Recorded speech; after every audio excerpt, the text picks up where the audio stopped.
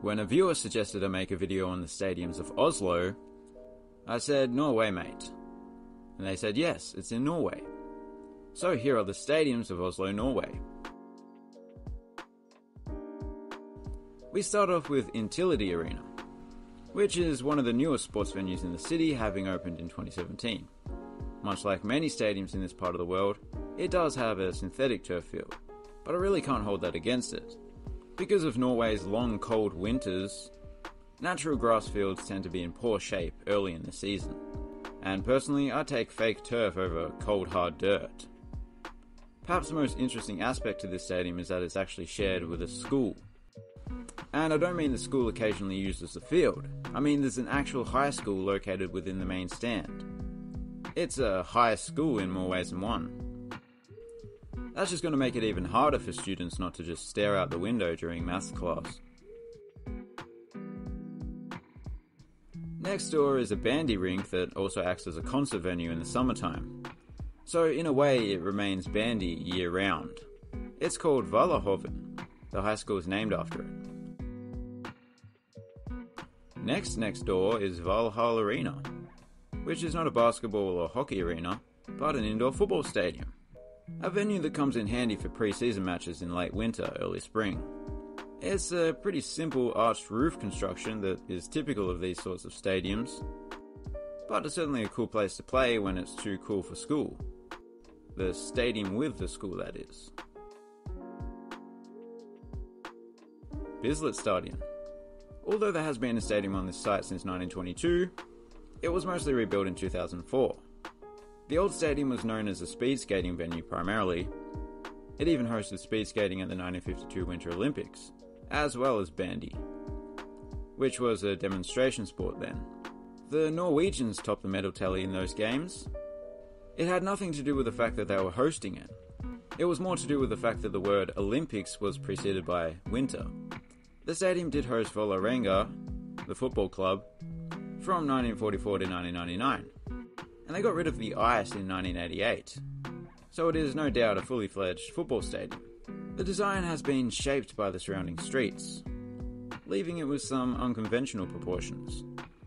But as is often the case, the limited space has led to a unique design. I really like those undulating stands. The two clubs' logos perfectly interlock. What's going on there? Whoa! Oslo Spectrum. Spectrum is a fitting name for this place, as the facade includes all of the colours of the rainbow, although it's not really noticeable until you get up close to it. It consists of these ceramic tiles that contain fragments of artwork by Rolf Nesch, who was a famous Oslo artist. Very interesting. I don't want to pretend like I'm some sort of art connoisseur. I had never heard of him. In fact, when someone asks me who my favourite artist is, I just say, that Polish guy. I can't remember his name because Polish. His work is quite dark and surreal. It always works.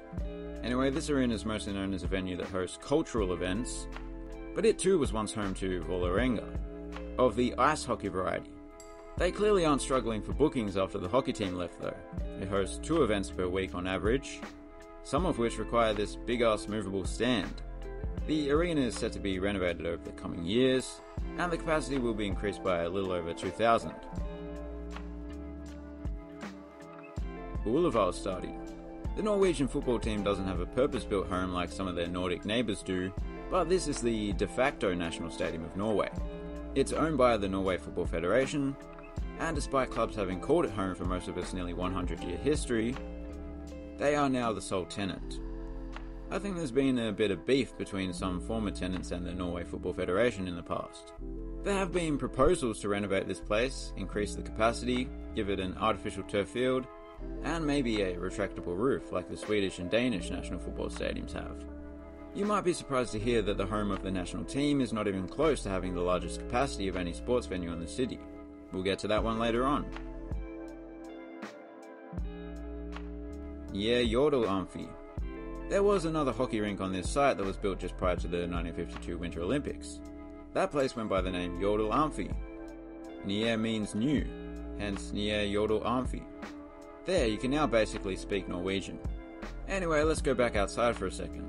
I love how this building seems to be perfectly integrated into the sloping surroundings, as well as the plentiful use of glass, titanium zinc, and timber. You might be wondering, isn't it good Norwegian wood?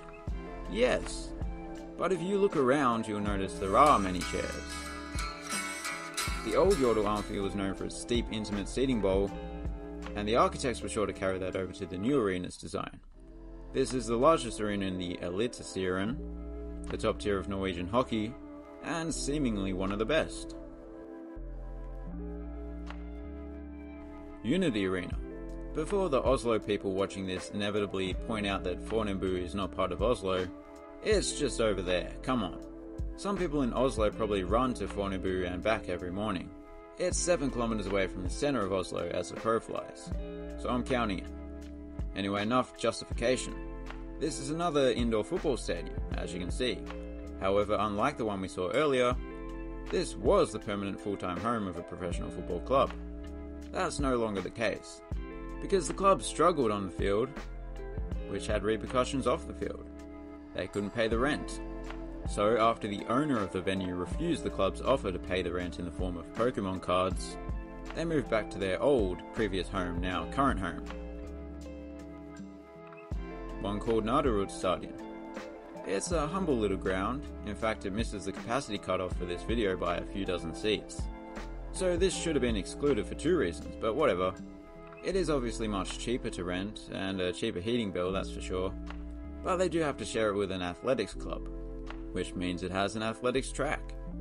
The two tend to go hand in hand, and it's not going to be removed anytime soon, because this place also hosts the country's largest annual track meet, the name of which I'm not going to even try to pronounce. I honestly thought that was a type of fermented shark meat. It's not a stadium, but this is a pretty cool building. Looks like a giant futuristic yacht. It's the Oslo Opera House, not a stadium. You may already know that Norwegians topped the all-time medal tally at the Winter Olympics. I alluded to it earlier.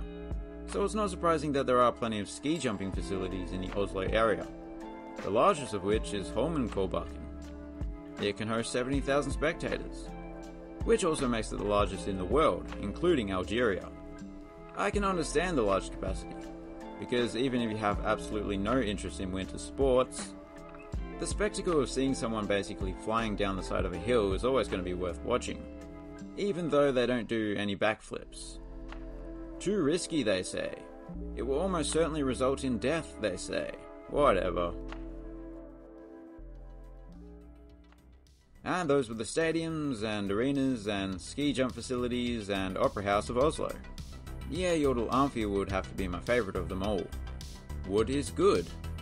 Thanks for watching, have a good one.